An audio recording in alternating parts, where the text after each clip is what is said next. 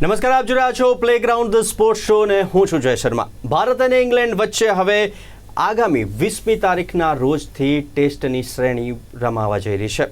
પરંતુ આ ટેસ્ટ શ્રેણીમાં આપણે કેટલાક દિગ્ગજ ખેલાડીઓને મિસ કરીશું, તો સાથે જ કેટલાક યુવા ચહેરા ઉભરીને આવશે. ત્યારે કેવી છે ટીમ ઇન્ડિયા અને સાથે જ ટીમ ઇન્ડિયાની અંદર કયા કયા ચહેરાઓની બાદબાકી થઈ છે અને કયા કયા ચહેરાઓ ઉમેર્યા છે તે વિશે વાત કરીશું. કેવી છે ટીમ ઇન્ડિયામાં, અને આ ચર્ચા કરવા માટે આપણી સાથે સ્ટુડિયોમાં ઉપસ્થિત છે સ્પોર્ટ્સ એક્સપર્ટ અશોક મિસ્ત્રી. અશોકભાઈ, આપનું સ્વાગત છે. Thank you.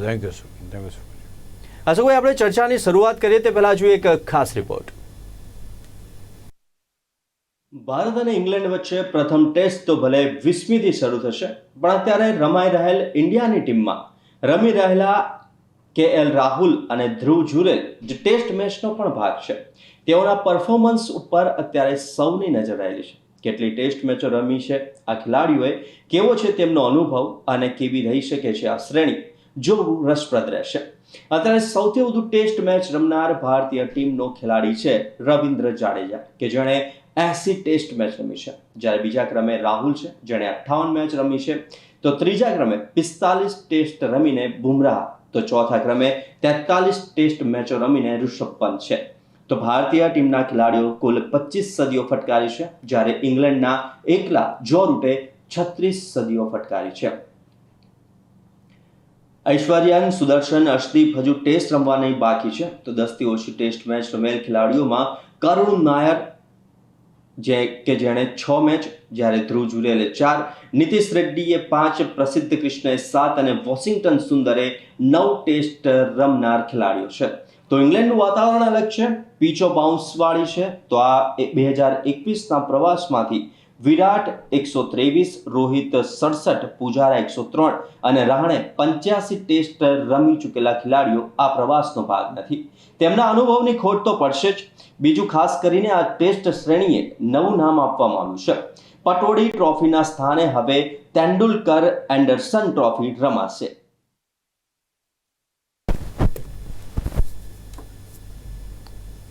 તો હવે ચર્ચાની શરૂઆત કરીશું.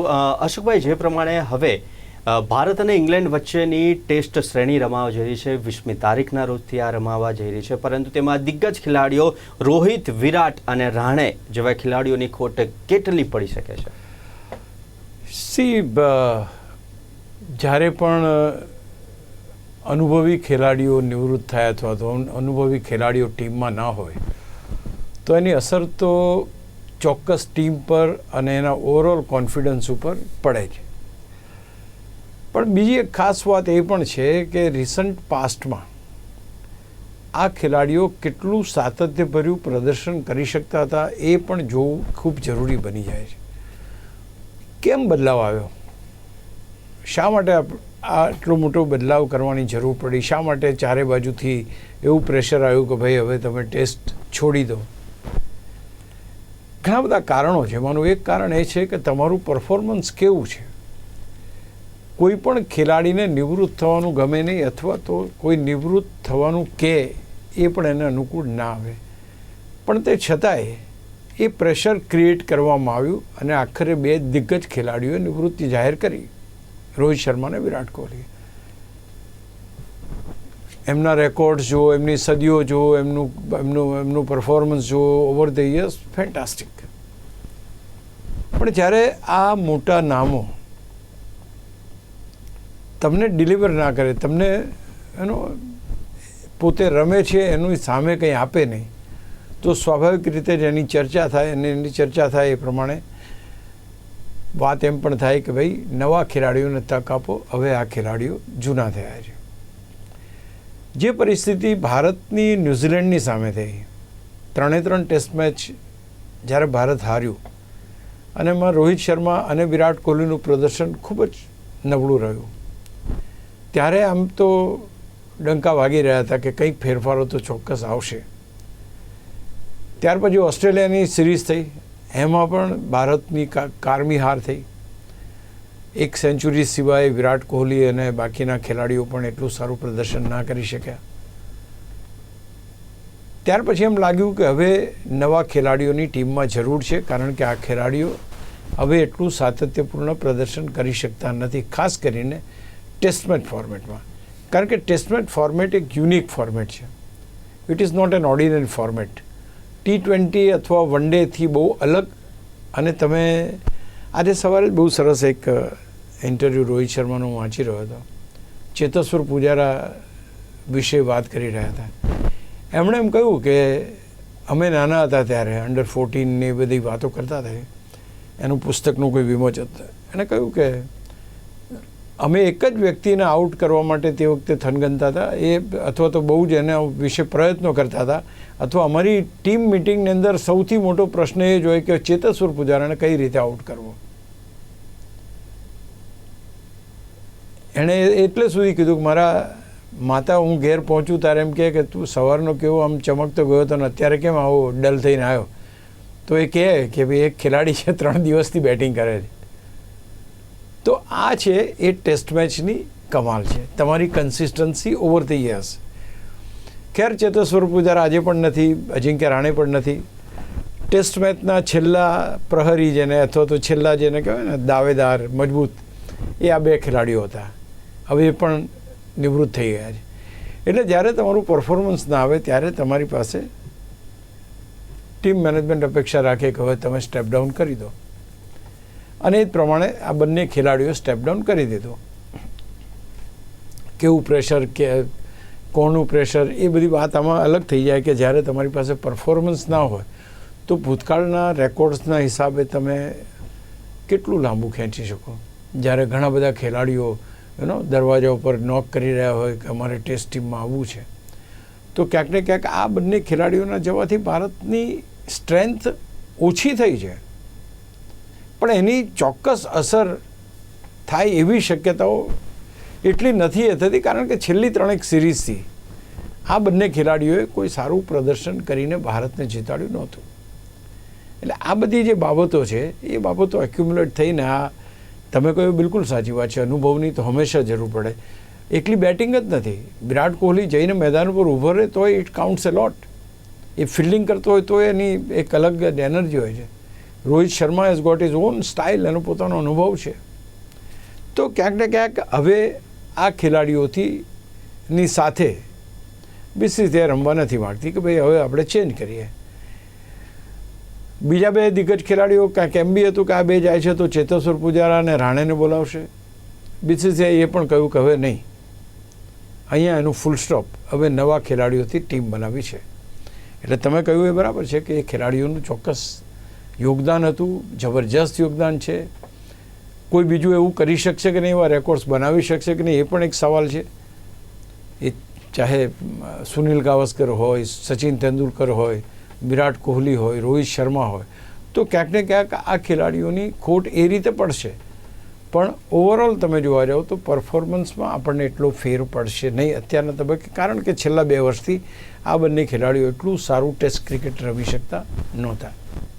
અશોકભાઈ, દિગ્ગજો ન હોવાની અસર તો જોવા મળી શકે છે, સાથે યુવા ખેલાડીઓના નવા ચહેરા જોવા મળશે. અને આ વખતે ટ્રોફીનું નામ પણ બદલવામાં આવ્યું છે. ખાસ કરીને જે પટોળી ટ્રોફીનું નામ બદલીને હવે તેંડુલકર એન્ડરસન ટ્રોફી રાખવામાં આવ્યું છે. કેમ નામમાં ફેરફાર થયો છે અશોકભાઈ? ને જો ઇંગ્લેન્ડ ભારત રમવા આવે તો ટ્રોફીનું નામ શું હોઈ શકે? એનું નામ ડિમેલો ટ્રોફી છે. અને ખાસ કરીને ભારત ઇંગ્લેન્ડમાં રમવા જાય તો અત્યાર સુધી પટોળી ટ્રોફી નામ રાખવામાં આવ્યું હતું. મનસૂર અલી ખાનના ફાધર એ બંને દેશ તરફથી રમ્યા હતા, ઇંગ્લેન્ડ અને ઇન્ડિયા બંને દેશ તરફથી. અને ત્યાર પછી એમના સન તરીકે મનસૂર અલી ખાન પટોળી કેપ્ટન બન્યા. અને એમનું યોગદાન બહુ જોરદાર હતું. એટલે એમના નામ પર અત્યાર સુધી આ ટેસ્ટ ક્રિકેટ એ ચાલ્યું. હવે એમ લાગ્યું કે આટલા બધા દિગ્ગજો ટેસ્ટમાં છે કે જેમની સિદ્ધિઓ અપાર છે, તો એ ખેલાડીઓને હવે એ સન્માન આપવું જોઈએ કે જે સન્માનના તેઓ હકદાર છે. ખાસ કરીને સચિન તેંડુલકર 200 ટેસ્ટ રમ્યા છે. જેમ્સ એન્ડરસન ઇંગ્લેન્ડના ફાસ્ટ બોલર છે, એ પણ લગભગ 180-190 જેવી ટેસ્ટો એ પણ રમ્યા છે. બંને દિગ્ગજો છે, પહેલાં સૌથી વધારે વિકેટો લીધી 700+, આણે 18 રન બનાવ્યા છે. એટલે આ બંને ખેલાડીઓ વર્ષો સુધી ક્રિકેટની સેવા કરીને નિવૃત્ત થયા. તો એના નામ પર આ જે શ્રેણી છે એને રમાડવામાં આવશે. એટલે આ વખતે પટૌડી ટ્રોફીને બદલે આપણે 5 ટેસ્ટ મેચની શ્રેણી અને ભવિષ્યમાં જે કોઈ શ્રેણીઓ આવશે પણ એ શ્રેણી ભારત ઇંગ્લેન્ડ રમવા જશે તો ઇંગ્લેન્ડ ભારત રમવા આવશે તો ડિમેલો ટ્રોફી છે એ પ્રમાણે એનું નામ રહેશે. એટલે ક્યાંક ને ક્યાંક આ બધી પરિસ્થિતિમાં તમે જુઓ તો આટલા બધા વર્ષો થઈ ગયા પટૌડી સાહેબ રમીને ગયા, ત્યાર પછી આ બે દિગ્ગજો આટલા વર્ષો સુધી ક્રિકેટ રમ્યું એટલે એમના નામે આ ટ્રોફીનું નામકરણ થયું છે. અને ટેસ્ટ સિરીઝ દરેક દેશની ટેસ્ટ સિરીઝની સાથે કોઈને કોઈ ક્રિકેટરોના કે એવા દિગ્ગજોના નામ જોડાયેલા હોય છે જ. એ ધારો કે આપણે ઓસ્ટ્રેલિયામાં જઈએ તો બોર્ડર ગાવસ્કર ટ્રોફી છે. તો આ બધા નામો જે છે એ ઓલરેડી ત્યાં પ્રિવેલ કરતા હોય છે અને એ પ્રમાણે હવેથી આ ટ્રોફી એટલે આ વખત 2025ની ટેસ્ટ મેચથી એની શરૂઆત થઈ કે હવે આ ટ્રોફીનું નામ એ સચિન તેંડુલકર અને જેમ્સ એન્ડરસન ટ્રોફી તરીકે ભારતનો ઇંગ્લેન્ડ પ્રવાસ ગણવામાં આવશે. એટલે આ નામકરણ આટલા માટે ફેરફાર થયા છે. અશોકભાઈ, આપણે ટ્રોફીની વાત કરીએ, હવે ભારતીય ટીમની વાત કરીએ તો ભારતીય ટીમના તમામ ખેલાડીઓની જો ટોટલ સદી કરીએ ભેગી તો 25 થાય છે. અને તો સામે ઇંગ્લેન્ડના જે પૂર્વ કેપ્ટન છે અને ખેલાડી છે જો રૂટ કે જેણે એકલાએ જ 36 સદીઓ ફટકારી છે. તો શું આંકડાના પરિણામો પર અસર થઈ શકે છે? નહીં, આમ ધારો કે આપણા પેલા 4 જણા હોત તો આમની સદીની આખી ટીમની સદી કરતાં વધારે હોત. કારણ કે જે રીતે વિરાટ કોહલીએ સદીઓ મારી છે, અજિંક્ય રાણે મારી છે, રોહિત શર્માએ મારી છે, ચેતેશ્વર પૂજારાએ મારી. તો એક વસ્તુ તો ચોક્કસ છે કે દિગ્ગજ છે. આજે જો રૂટ જે રમે છે, કારણ કે એક સારા વ્યક્તિ તરીકે પણ હું એમને ઓળખું છું, મારે એમને મળવાનું થયું હતું રાજકોટમાં જ્યારે આવે ત્યારે. એ સચ એ જેન્ટલમેન. અને એ ખેલાડી આટલા વર્ષોથી ક્રિકેટની સેવા કરી રહ્યો છે અને હજુ પણ એની કન્સિસ્ટન્સી એ કોઈ પણ ખેલાડીને બાજુમાં મૂકી દેવી છે. તો એટલા માટે એની જે સેન્ચુરીઝ છે એ સેન્ચુરીઝ તો અત્યારે આપણે આટલી જોઈએ છે. જોકે સચિન એના કરતાં વધારે અથવા તો વિરાટ કોહલી એના કરતાં વધારે સેન્ચુરી મારી ચૂક્યા છે. તો અહીંયા આપણે જોઈએ તો આ ભારતીય ટીમના જે ખેલાડીઓ છે એ ખેલાડીઓ પાસેની સેન્ચુરીઝ ઓછી છે. ધારો કે આપણે યશસ્વી જયસ્વાલની વાત કરીએ તો 19 ટેસ્ટ મેચ રમ્યા છે, 4 સેન્ચુરી એમની છે, 8 સેન્ચુરી રાહુલની છે, કરુણ નાયરની 1 સદી છે. તો આ પ્રમાણે ધીમે ધીમે નીતિશ રેડ્ડીની છે, 5 સદી શુભમન ગિલની છે, 6 સદી રિષભ પંતની છે. તો આમના જે સેન્ચુરીઝ જે છે એ લગભગ મોટાભાગે સિંગલ ડિજિટમાં છે. એટલે એ રીતે તમને ચોક્કસ એ લાગે. પણ ભારતની ટીમનો અનુભવ એ ભલે થોડો ઓછો હોય પણ યુવા ખેલાડીઓની શક્તિ અથવા યુવા ખેલાડીઓ ટેસ્ટ મેચ ક્રિકેટને રમવા માટે થનગની રહ્યા છે. અને એમાંથી સૌથી મોટી વાત એ છે કે ડોમેસ્ટિક ક્રિકેટના ખેલાડીઓને આ વખતે ટેસ્ટ મેચ ક્રિકેટમાં લાવવામાં આવ્યા છે. એટલે આ બહુ જ મોટો બદલાવ મારી દૃષ્ટિએ કહી શકાય કે આજે તમે આઈપીએલના જ રસ્તાથી દરેક ખેલાડી આવે તો ડોમેસ્ટિક ક્રિકેટમાં રનના ઢગલા કરે ખેલાડીઓનું શું? તો કરુણ નાયર એક એવી હસ્તી છે કે જેણે ડોમેસ્ટિક ક્રિકેટમાં બહુ જ બધા રન ફટકાર્યા છે અને એને ટીમમાં રમવાની તક મળી છે. બીજા પણ અન્ય ખેલાડીઓ છે. તો અહીંયા આગળ તમે જોવા જાઓ તો સદીઓથી ઇતિહાસ બને છે, વર્તમાન બનતો નથી. અત્યારે આ પર્ટિક્યુલર સિરીઝની અંદર કોણ કેવું રમશે અને કોણ કેટલી ગટ્સ બતાવશે. કારણ કે એવું છે કે આપણે બહાર રમવા જઈએ પહેલાં તો આપણી કોઈ ગણતરી જેટલી બધી હતી નહીં. જ્યારે બી આપણે ઓવરસીઝ શ્રેણીમાં જઈએ તો હારીને જ આવતા હતા. પણ આ બધું MS ધોની, વિરાટ કોહલી, સૌરવ ગાંગુલી, આ બધા દિગ્ગજ જે પેલા જેને કહેવાય ને કે જનૂન એક જાતનું હતું કે નહીં ભારતનું નામ થવું જોઈએ, એ ખેલાડીઓ ભારતને આગલી હરોળમાં લાવીને મૂક્યા છે. એટલે આ ખેલાડીઓ માટે બહુ મહત્ત્વની વાત છે કે દે આર એટલો સમૃદ્ધ વારસો આપીને આ ખેલાડીઓ જઈ રહ્યા છે. રોહિત શર્મા છે, વિરાટ કોહલી છે, સચિન તેંડુલકર છે, સુનિલ ગાવસ્કર છે. બહુ જબરજસ્ત વારસો. એટલે આને સંભાળવાની જવાબદારી હવે આ ખેલાડીઓની છે. એટલે એવું નથી, કારણ કે વૈભવ કરીને એક છોકરો રમ્યો એક ટીમમાંથી, 14 વર્ષનો છોકરો, સેન્ચુરી મારી દીધી, અંડર 19માં સિલેક્ટ થઈ ગયો. તો અહીંયા આગળ 14 વર્ષે બી સચિન તેંડુલકર એના પછી રમ્યા હતા, એ પહેલાં આ ખેલાડી રમ્યો અને આવી જબરજસ્ત એને એ કરી. તો આ 2 વર્ષમાં તમે ભારતની ટીમમાં તમે રમતો રહ્યો. એટલે યુવા ખેલાડીઓમાં કવત નથી, અથવા તો જૂના ખેલાડીઓ હોય તો જ ટીમ ચાલે, ઘરડા ગાડા વાળે એ યુક્તિ સાચી છે. પણ હવે ધીમે ધીમે નામશેષ થતી જાય છે. યુવાનો છે એ જલ્દી એમનું સ્થાન લેવા માટે થનગની રહ્યા છે અને કદાચ આ ક્રિકેટમાં એ પણ જલ્દી એસ્ટાબ્લિશ થઈને આપણને સારા પરિણામો આપી શકે છે. જયસુભાઈ, જે રીતના આપણે નવી ભારતની ટીમની વાત કરી, સાથે દિગ્ગજ ખેલાડીઓની અસર પણ જોવા મળશે, યુવા ચહેરાઓ જોવા મળશે. હવે થોડાક ભૂતકાળની વાત કરીએ તો કેવી રહી હતી ભારત ઇંગ્લેન્ડની છેલ્લી 2 ટૂર્સ અને સાથે જ કેવા પરિણામો આવ્યા હતા, કેવી રહી છે બંને દેશો વચ્ચેની આ શ્રેણીઓ? આમ જોવા જાવ તો 136 મેચો બંને દેશો રમ્યા છે અને એમાંથી 35 ભારત જીત્યું છે અને 51 ઇંગ્લેન્ડ જીત્યું છે. એટલે રેકોર્ડ્સ તો સ્વાભાવિક રીતે ઇંગ્લેન્ડના નામે છે, કારણ કે ઇંગ્લેન્ડ એવો દેશ છે કે જ્યાં 1877 સમથિંગ 77-78માં પહેલી ટેસ્ટ મેચ રમાઈ હતી. વિચાર કરો, એટલે જન્મદાતા છે. ઇંગ્લેન્ડ અને ઓસ્ટ્રેલિયા 2 ટીમો વચ્ચેની પહેલી ટેસ્ટ મેચ રમાઈ હતી. એટલે સ્વાભાવિક છે આપણા કરતાં રેકોર્ડ પણ એમના સમૃદ્ધ હોય, સારા હોય, આટલો અનુભવ એમનો હોય. આની પહેલાંના પ્રવાસે જ્યારે ગયા આપણે, ત્યારે 2021-22ની જો વાત કરીએ આપણે, તે વખતે એક જેને કહેવાય 21-22માં છેલ્લી વાર ગયા ત્યારે શ્રેણી ડ્રો થઈ હતી. એટલે બંને ટીમો 2 મેચો જીતી હતી. એટલે સારામાં સારું જેને કહેવાય એવું પરિણામ, એટલે શ્રેણી ડ્રો થઈ હતી.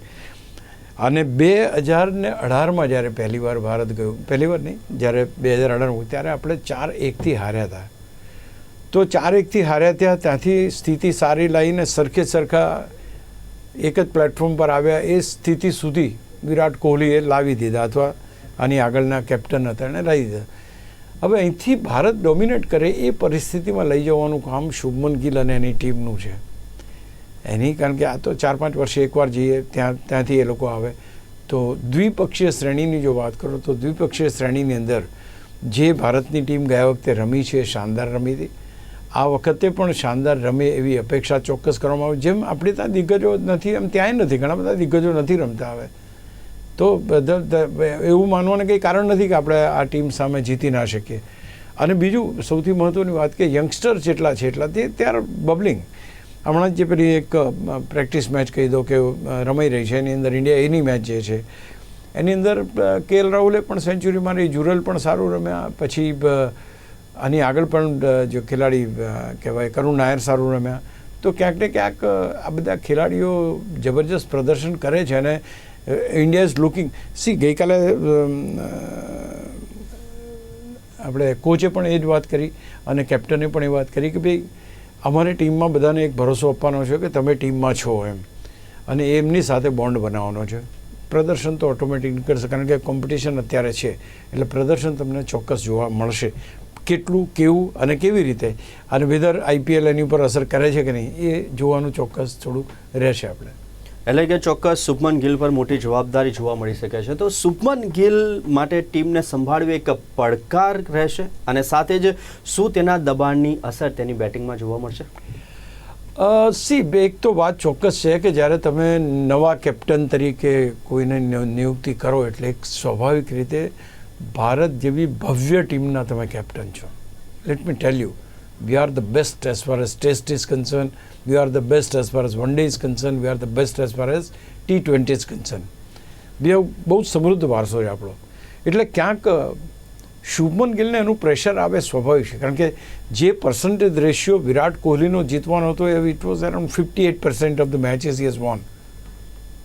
ત્યાર પછી રોહિત શર્મા એની 50% of the matches he has won. તો હવે ધારો કે તમારી પાસે માપદંડો તૈયાર હોય તો તમારે એના કરતાં મોટી લીટી દોરવી પડશે. એ લીટી તો તમે ઓછી નહીં કરી શકો. You have to draw a bigger line than what line Rohit Sharma or Virat Kohli has drawn. એનાથી તમારે મોટી લાઇન દોરવી પડશે, અને એના માટે તમારું સારું પરિણામ આપવું પડશે. there are two things. એક તમે રમો છો, અને બીજું પરિણામ ધારો કે પોઝિટિવ નેગેટિવ આવે નહીં. તમે કેપ્ટનશીપ કેવી કરી, તમે ટીમને કઈ રીતે એક બોન્ડ બનાવ્યો, કઈ રીતે બધા ખેલાડીઓ એક પ્લેટફોર્મ પર ભેગા થયા, કઈ રીતે કોમન ગોલ માટે મેદાનમાં ઉતરતી વખતે દે વેર કોન્ફિડન્ટ. કારણ કે ગોલ એ જ છે કે આપણે જીતવાનું, બસ એ જ કરવા માટે મેદાન પર ઉતરવાનું. તો એ કોમન ગોલ હોવો જરૂરી છે, અને એના માટે ઘણા એટલું એક વસ્તુ બહુ મોટી અહીંયા બની છે જય, કે ભાઈ વિરાટ કોહલીને રોહિત શર્મા હવે ટીમમાં નથી. એ હોત અને કેપ્ટનશીપ કરવાની આવત તો ઘણું દબાણ રહેત. પણ અત્યારે કારણ કે ટીમ યુવા છે, જે ખેલાડીઓ છે એ બહુ જબરજસ્ત છે. રિષભ પંત વાઇસ કેપ્ટન છે, શુભમન ગિલને કેપ્ટનશીપ આપવામાં આવી અને જે ટીમ સંભાળવાની છે મોટાભાગે યંગ ટીમ છે અને એટલા માટે એને ટીમ પાસેથી કામ લેવામાં કોઈ મુશ્કેલી પડવી જોઈએ નહીં. બીજું ગૌતમ ગંભીર કોચ તરીકે છે, પણ અહીંયા સવાલ એ છે કે ભાઈ એ કેટલું સારું કામ કરી છે. આ વખતે આઈપીએલમાં પણ એને કેપ્ટનશીપ સારી જ કરી. તો હવે આ એક નવી જવાબદારી છે, નવી ચેલેન્જ છે. અહીંયા આગળ દેશ માટે રમવાનું છે, તમારે દેશને ગૌરવ આપવાનું છે. એની જો શ્રેણી જીતો છો તો દેશને ગૌરવ થાય, એને સેલ્યુટ મારવી પડે. આ દ્વિપક્ષીય શ્રેણી છે, આઈપીએલ નથી. તમે ફ્રેન્ચાઇઝી માટે નથી રમતા. તો હું માનું છું કે એક અલગ પ્રકારનું પ્રેશર હોય છે અને એમાં પાછું ટેસ્ટ મેચનું. અચ્છા, ટેસ્ટ મેચમાં બીજી વસ્તુ કે એને પોતાને પરફોર્મ કરવું પડશે, કારણ કે he is there with a leading batter. એક લીડિંગ બેટર તરીકે ભારતીય ટીમમાં સ્થાન પામ્યા છે. તો I think he has got that potential, એની પાસે એ શક્તિ છે. અને જ્યારે બીસીસીઆઈ એમ નક્કી કર્યું કે ભાઈ લાંબા ગાળા માટેનો કેપ્ટન અમે શુભમન ગિલને એ એપોઇન્ટ કર્યો છે, I think they are right. કદાચ એક શ્રેણી સારી ના જાય તો એવું કંઈ કહેવાનું એ નથી કે ભાઈ ચલો આ કેપ્ટને બરાબર કામ નથી કર્યું. He can do his work well. તો શીખશે પણ ખરા અને એ નવોદિતોને સંભાળવાના છે, એટલે બોન્ડ બનાવવામાં મને લાગતું નથી કોઈ વાંધો આવે. અને બીજું કે બુમરાહ જેવા અનુભવી ખેલાડીઓ પણ છે ટીમમાં, રિષભ પંત જેવા વાઇસ કેપ્ટન છે. I think Shubman Gill will have less problems in handling the team. જે ચોક્કસ જે પ્રમાણે શુભમન ગિલને મોટી જવાબદારી આપવામાં આવી છે, સાથે જ રિષભ પંત પણ વાઇસ કેપ્ટન છે. યુવા ખેલાડીઓની ટીમ છે આખી અને યુવા તેનું પ્રભુત્વ કરી રહ્યા છે. સાથે જ જો હવે આઈપીએલની થોડી ઘણી વાત કરવી છે અશોકભાઈ, કે ઘણા ઇંગ્લેન્ડના ખેલાડીઓ જે છે તે આઈપીએલ રમવા માટે આવે છે, તેનો લાભ કે ગેરલાભ ખરો, અને સાથે જ આઈપીએલની અસર બંને ટીમોના ખેલાડીઓ પર કેવી થઈ શકે છે? તમારો બીજો સવાલ બહુ સરસ છે. પહેલાંમાં તો એવું છે કે ભાઈ તમે જ્યારે જાણતા હો કે આ બોલર આવી બોલિંગ કરે છે, આવી બેટિંગ કરે છે, આ રીતે આઉટ થાય છે, તો તમે એને એપ્લાય કરીને એને આઉટ કરી શકો. But one should not forget my dear friend કે this is not white ball cricket, it is red ball cricket. એના અલગ પેરામીટર્સ હોય છે, એનું અલગ ધૈર્ય જોઈએ તમારે, એના માટે ક્ષમતા જોઈએ, તમારી મેદાન પર ઊભા રહેવાની ફિઝિકલ ફિટનેસ જોઈએ. આ બધી જ વસ્તુ જોવા મળે છે. વ્હાઇટ બોલની મૂવમેન્ટ કરતાં રેડ બોલની મૂવમેન્ટ પર વધારે થાય છે. સ્વિમિંગ પોઝિશન્સ જુઓ તો ઇંગ્લેન્ડની અંદર સ્વિમિંગ કન્ડિશન્સ બધી જોરદાર હોય છે, બોલ સ્વિંગ થશે. તો આ બધી પરિસ્થિતિની અંદર તમારો આઈપીએલનો અનુભવ અહીંયા કામ લાગે એવું મને લાગતું નથી. ઠીક છે, તમે જાણી શકો કે આની આ એનો સ્ટ્રેન્થ છે, એની સ્ટ્રેન્થ છે કે ભાઈ આ યોર્કર વધારે નાખે છે કે આ પ્રકારના બોલ વધારે નાખે છે, આઉટસાઇડ ધી ઓફ સ્ટમ્પ વધારે કરે છે, તો એ તમે જાણી શકો. પણ એની કોઈ સીધી અસર તમને જોવા જ. બીજું, હા, મોટી અસર થશે બેટ્સમેન ઉપર. બેટ્સમેનોએ પોતાના શોટ્સને ચકાસીને રમવા પડશે. અહીંયા જરૂરી નથી કે તમે એક ઓવરમાં 25 રન લો, નોટ રિક્વાયર્ડ.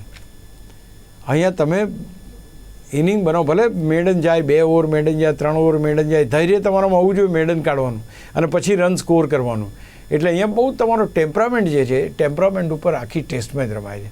T20ની કોઈ પણ અસર મારી દ્રષ્ટિએ, હા, બેટ્સમેન ઉપર અસર ચોક્કસ, કારણ કે સામાન્ય રીતે તમે T20 આઈપીએલ રમતા હો તો ઓપ્શનની બહાર તો તમે સીધું કવરમાં ફટકો જ મારો એને, અથવા તો એક સ્લેપ ધમધમાઈ દો. But you have two wet here કે ભાઈ ત્યાંથી બોલ પડીને સીમ થશે, સ્વિંગ થશે, બહારની તરફ જશે તો શું. તો એ જે પેરામીટર્સ છે એ પેરામીટરનું ધ્યાન રાખીને મન ઉપર કાબૂ રાખવો પડશે અને નિયંત્રણ કરવું પડશે તમારા શોર્ટ સિલેક્શન ઉપર. I think that is going to B the tough task for the batting side. તો જે પ્રમાણે ભારત અને ઇંગ્લેન્ડ વચ્ચે 20મી તારીખથી ટેસ્ટ મેચની શ્રેણી રમાવા જઈ રહી છે, દિગ્ગજ ન હોવાની અસર જોવા મળશે, પરંતુ સામે શુભમન ગિલ જેવા યુવા ખેલાડીને કમાન સોંપવામાં આવ્યું છે. રિષભ પંત છે અને યુવા ખેલાડીઓની મોટી ટીમ છે. તો આવનારો સમય જ બતાવશે કે કોણ બને છે સ્ટાર. અશોકભાઈ, આપ અમારી સાથે ચર્ચા કરવા માટે જોડાયા તે બદલ ખૂબ ખૂબ આભાર. Thank you so much. તો આવી જ રીતના સ્પોર્ટ્સ જગતને લગતી લાઈવ અપડેટ્સ અને સમાચાર જેવી માહિતીઓ માટે જોતા રહો પ્લેગ્રાઉન્ડ ધ સ્પોર્ટ્સ શો. નમસ્કાર.